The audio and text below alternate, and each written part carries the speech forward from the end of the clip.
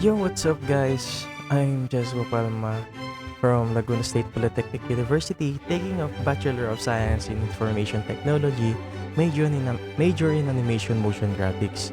And for today's video is, gagawa tayo ng Windows Server setup and installation sa ating virtual machine. Bale kasi yung una is mali yung nagawa natin. Ang nagawa natin is Windows OS installation. Bale, ang gagawin natin ngayon is Windows Server installation na. Ayan. Proceed na tayo. First is, da-download natin yung Windows Server natin, which is ang gagamitin natin is Windows Server 2022. Then, hanapin nyo lang yung ISO, then delete, download nyo na siya.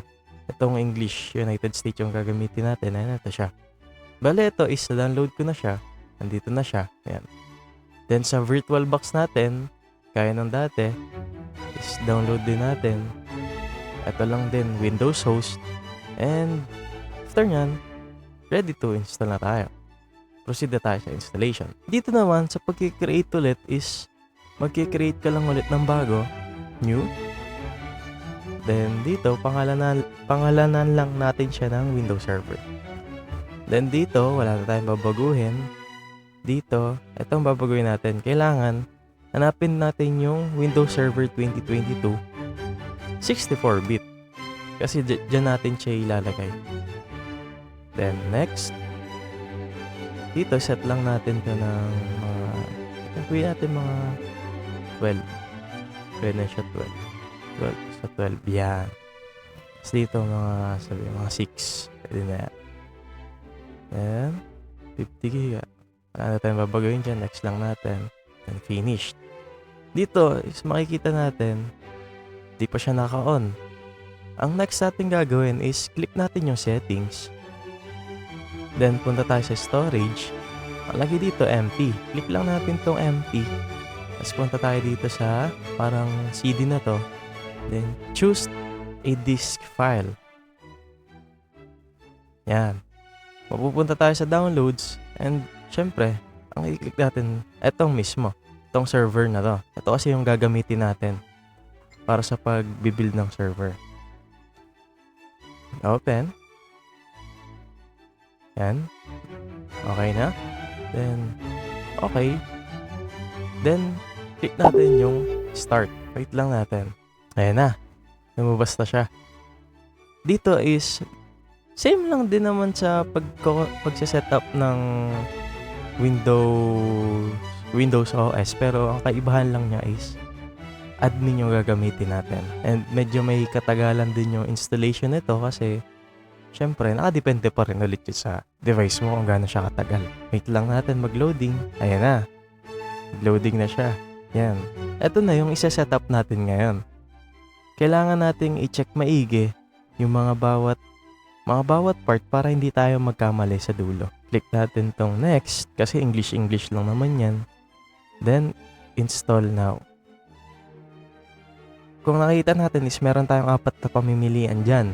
The Windows Server 2022 Standard Evaluation, tsaka yung Data Center Evaluation. Pag yung dalawa lang natin yan ang pinili, ang ibibigay niya lang sa'yo is CLI output or wala siyang graphics interface.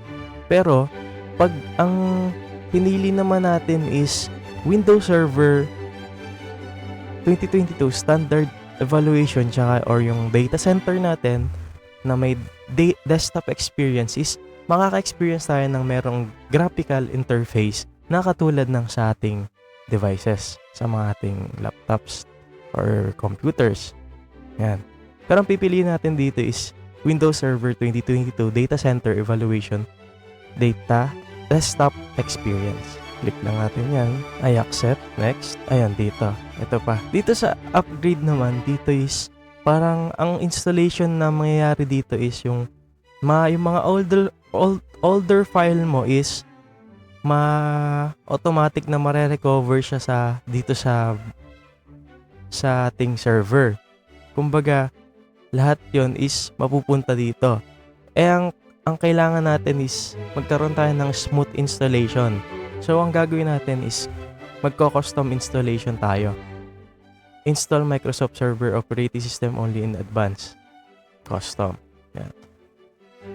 Yan, kung makikita natin, nandito yung mga sizes ng natin, ng gigabyte. Then, next lang natin yan. Dito is, ito yung medyo matagal, pero mabilis na rin para sa akin. Saglit lang naman yan. Kaya, skip ko na lang dito sa part na to, yung ibang mangyayari.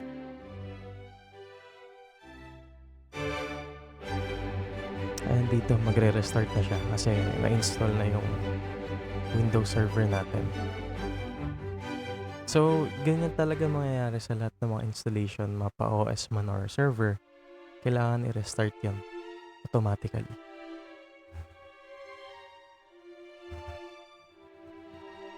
Ayan na, lumabas na yung Windows logo.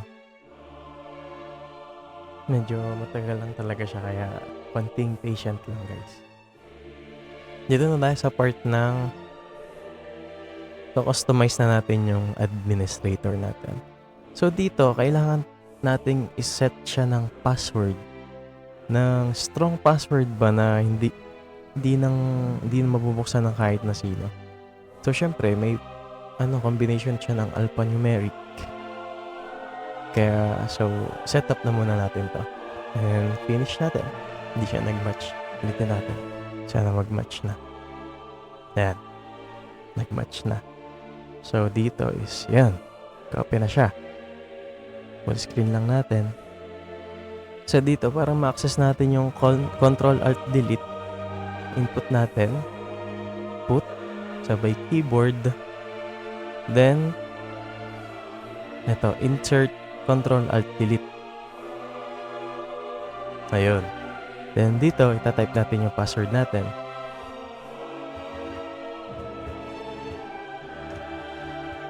Ayan. Please wait for the, wait lang natin.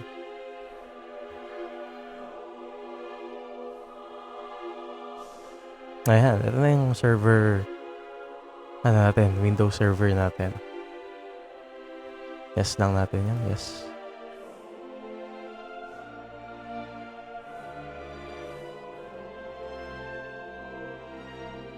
So, this is our server manager na itong server manager na to is responsible siya.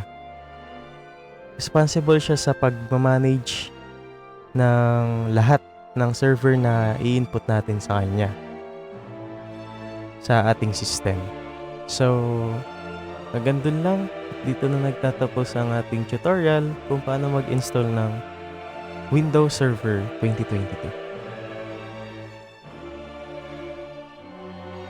So ngayon, dumako naman na tayo sa flowchart ng ating ginawang Windows Server installation.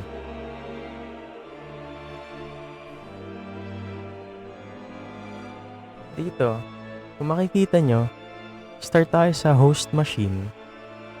Dito sa host machine, ito yung physical computer natin or server hardware na gamit-gamit natin. Pagdating dito sa operating system, is ito naman yung ating main OS na naka-install sa ating computer. Halimbawa, itong Windows 11. Then dito tayo sa may yellow part, the virtualization layer. Ito naman yung hypervisor.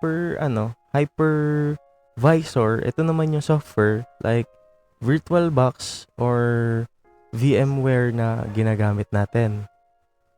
So, ang ginamit natin dito is VirtualBox. And nag-a-act siya bilang manager. So, dito sa resources allocation naman, ito naman yung dito mo siya i-slice mo yung power ng CPU, RAM, and storage ng physical machine natin para ibigay natin dun sa virtual machine natin or ipahiram natin dun. Then, pagdating natin dito sa virtual machine, sa green part, ito naman yung itong virtual machine 1, 2, 3. Ito, isipin mo na parang lang sila, mga empty boxes or computer with a computer, parang ganun. Then, kahit isang host machine lang ang gamitin mo is ang mga virtual machine na to ay gumagana ng magkakahiwalay. Di sila iisang gumagana. Then pagdating natin dito sa virtual server environment, dito sa may purple part, dito naman magsisimula yung install guest OS.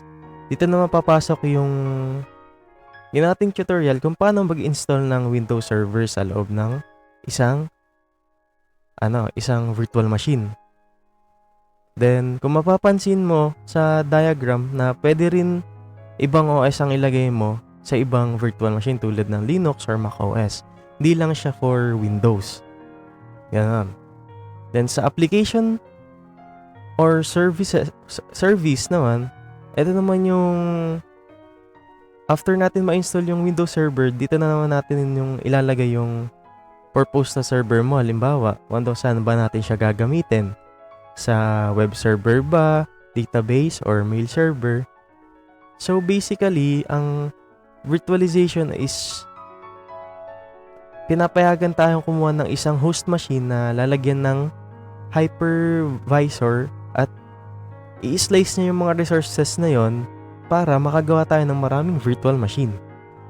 Sa loob ng bawat virtual machine is mag-install tayo ng mga guest OS or Windows Server para mapatakbo natin yung iba't ibang application or services ng sabay-sabay.